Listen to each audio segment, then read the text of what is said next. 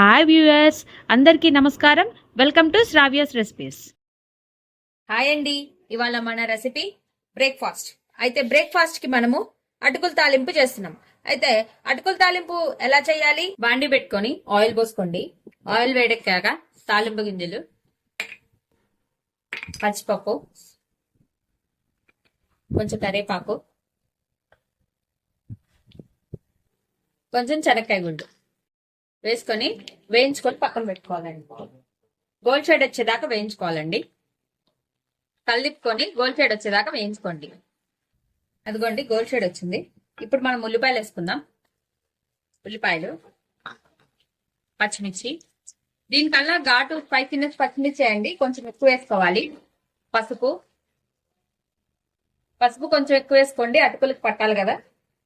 సరిపడా ఉప్పు కొంచెం వేయండి, ఎందుకంటే అటుకుల్లో ఉప్పు శాతం అనేది ఉంటదండి. కంపల్సరీగా ఉప్పు కసం ఎక్కువ అవుతుంది ఉప్పు ఎక్కువ వేస్తే. కావాలంటే వేసుకోవచ్చు కానీ ఎక్కువ మాత్రం వేయకండి ఉప్పు. ఇది సన్నమంట పెట్టేసుకోండి. సన్నమంట పెట్టుకొని ఆ తాలింపు వేగేలోపు ఇప్పుడు మనం అటుకులు తీసుకున్నాం కదండి, ఒక గిన్నె తీసుకోండి. ఒక గిన్నెలో అటుకులు పోసుకొని జస్ట్ కడిగి పక్కన పెట్టుకోండి. జస్ట్ ఒక్కసారి కడుక్కోండి, పైన ఉన్న మట్టి డస్ట్ అంతా పోతుంది. చూసారా, ఇప్పుడు నేను ఒకసారి కడుక్కున్నానండి. ఎక్కువసేపు కడక్కండి, మెత్తబడిపోతాయి నా అటుకులు. ఇప్పుడు ఈలోగా అది వేగిపోయిందండి. ఇప్పుడు మనం తడుపుకున్న అటుకులు వేసుకుందామండి.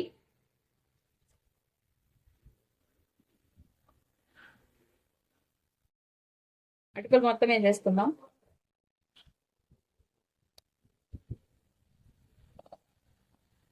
మంచిగా కలుపుకోండి మొత్తం కూడా. అందుకే పసుపు ఎక్కువ వేసుకోమన్నానండి, అటుకులకి మనకి పట్టాలి పసుపు, అందుకని ఎక్కువ వేసుకోమని చెప్పాను. మంచిగా కలుపుకోండి. చూసారు కదా, మంచిగా కలుపుకున్నానండి.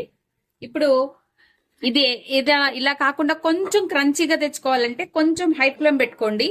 కొంచెం హై ఫ్లేమ్ పెట్టుకొని జస్ట్ అట్లా ఉంచండి. ఏంటంటే మెత్తగా లేకుండా క్రంచీగా వస్తుంది, మంచిగా టేస్ట్ ఉంటుందండి. అలా పెట్టుకొని జస్ట్ ఫ్యూ సెకండ్స్ అలా ఉంచండి, క్రంచీగా వస్తుంది. కొంచెం కొత్తిమీర వేసుకుందాం. మళ్ళీ ఒకసారి కలుపుకోండి. ఇప్పుడే టేస్ట్ చూసానండి, చాలా కమ్మగా కుదిరింది. అంతే అండి, అటుకుల తాలింపు రెడీ అయిపోయింది. ఈ వీడియో కనుక మీకు నచ్చినట్టయితే ప్లీజ్ లైక్ చేసి, షేర్ చేసి, సబ్స్క్రైబ్ చేసుకోండి. Thank you for watching Sravya's recipes.